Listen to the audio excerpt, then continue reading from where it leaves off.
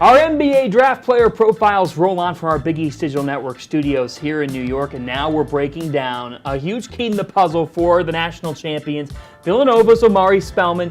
Jay, we talked to him at the Combine. He said he feels like he can finish off his development in the league. Well, it was should he stay, should he go, and he decided to go, as you said, because he can finish growing in the league. And you know what, John? I think he can make an instant impact in his first year if he finds that right fit because of his offensive ability. You look at him, he can stretch the floor. He's a perfect player for this NBA. He can consistently knock it down from deep.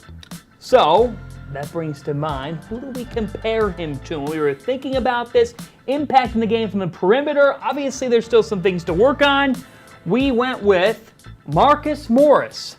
And especially after the postseason that Morris had for Boston, it kind of, felt like the role that Omari Spellman had for Villanova en route to the Wildcats' second national title in 3 years.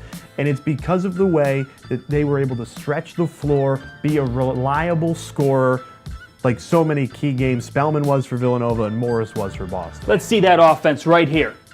Look at that. Step out, knock it down. Few big men can do it. Spellman almost from the exact spot, money from three. Spellman on the pull-ups was nearly automatic, and Morris in the corner. Here's a nice dish from one prospect to another. The facial hair, the playoff beard even is similar between those two. Not only from the three, John, but Morris and Spellman underrated to the basket. It doesn't always look pretty, but it's effective.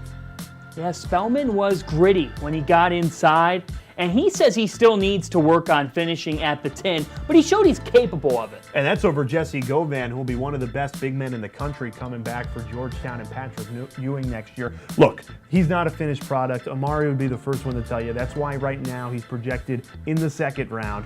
But hey, if he can get better in the post, if he can bring a little higher quality on-ball defense into the NBA, he is going to be a big-time player in this league. Let's break down what he can do defensively. We know that he can block shots a lot like Morris, but there is developing that needs to be had on this end of the floor. Look at that. Yeah. Ferocious.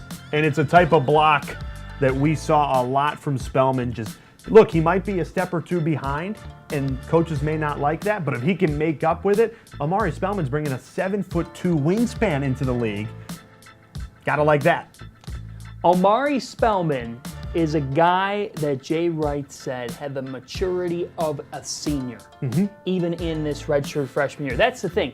He's not the age of a freshman, and that's one reason why he's jumping to the league. Look, scoring, not a question mark at the next level. I think when you look at inside rim protector, not a question at the next level. It's going to be when he gets stretched out to guard that big man who can knock down a three to make sure he doesn't get blown by, and that he can be a consistent player during an 82-game season. That is a big transition for any college player, but you know what? Omari's up for the task.